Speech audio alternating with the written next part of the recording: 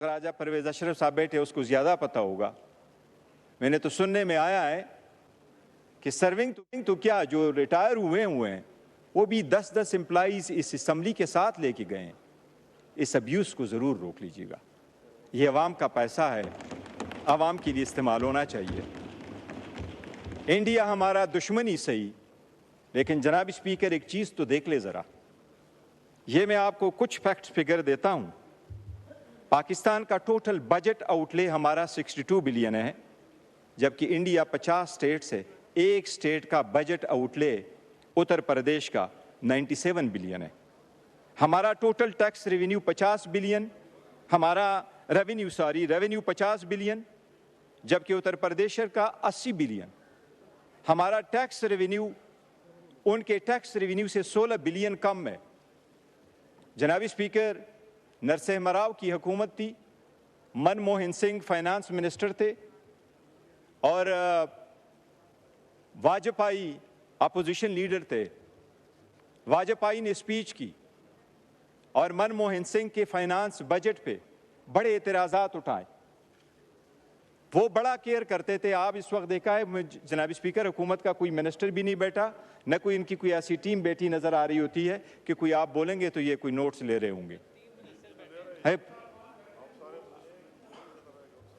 नहीं, ये जनाब स्पीकर, कस्टम डिपार्टमेंट में इस वक्त 3 डायरेक्टरेट को यहां ये सजेस्ट कर रहे, सब्स्टिट्यूट कर रहे हैं। आप 3 डायरेक्टरेट को तो सब्स्टिट्यूट करें, लेकिन आप इंडिया की मिसाल ले लें। हमारे पास से बिहार में तकरीबन 25,000 सारे बंदे काम करते हैं। इंडिया में 86,000 लोग काम कर रहे हैं। इस वक्त अमेरिका ने सबसे बड़ा टैक्स बजट पेश किया है।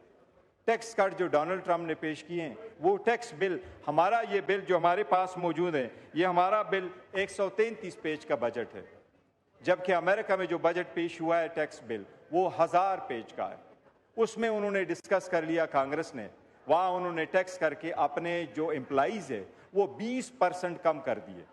आपको मैं कम करने का नहीं कह रहा, लेकिन इस वक्त आपने 16 डायरेक्टरेट जनरल बनाए हैं, एडिशनल भी करके 16 डायरेक्टर जनरल, जबकि इंडिया में सिर्फ 5 डायरेक्टर जनरल है। ये आप इतने डायरेक्टर जनरल बनाएंगे, इतने अफसरान को डीजी बनाएंगे, इतने को डायरेक्टर्स बनाएंगे, इतनों को गाड़ियां देंगे, यहाँ काम नहीं होता, ये सारी ब्यूरोक्रेसी में चला जाता है। आपको इसकी रिफॉर्म की ज़रूरत है। हमारी स्ट्रांगली सजेस्ट होगी कि आप ज़रूर कर लें।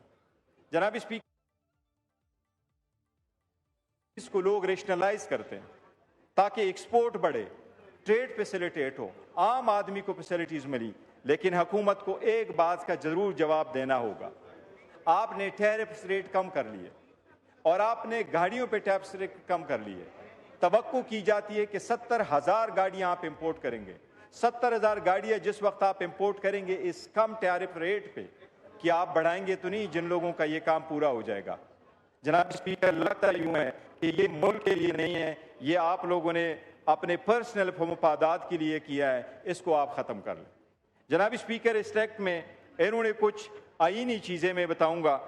इसके सेक्शन 169 में, क्योंकि रीज़न यही है जनाब स्पीकर के होना तो ये चाहिए कि एक एमेंडिंग बिल हम प्रेजेंट करें, उस पर बात हो, लेकिन प्राइवेट हमारे पास मेजॉरिटी नहीं है, प्राइवेट पे बात नहीं हो रही।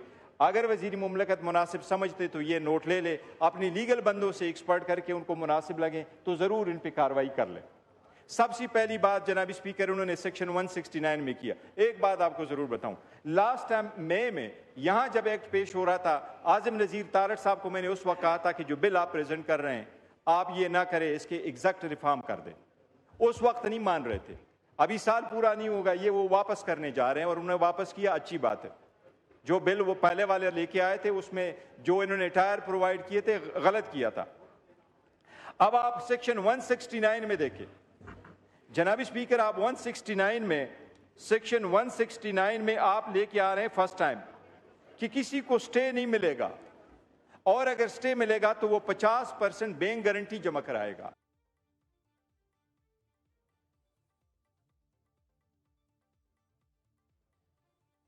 सोलह डायरेक्टरेट जनरल बनाए हैं एडिशनल भी करके, 16 डायरेक्टर जनरल, जबकि इंडिया में सिर्फ 5 डायरेक्टर जनरल है। ये आप इतने डायरेक्टर जनरल बनाएंगे, इतने अफसरान को डीजी बनाएंगे, इतने को डायरेक्टर्स बनाएंगे, इतनों को गाड़ियां देंगे, यहाँ काम नहीं होता, ये सारी ब्यूरोक्रेसी में चला जाता है। आपको इसकी रिफॉर्म की ज़रूरत है।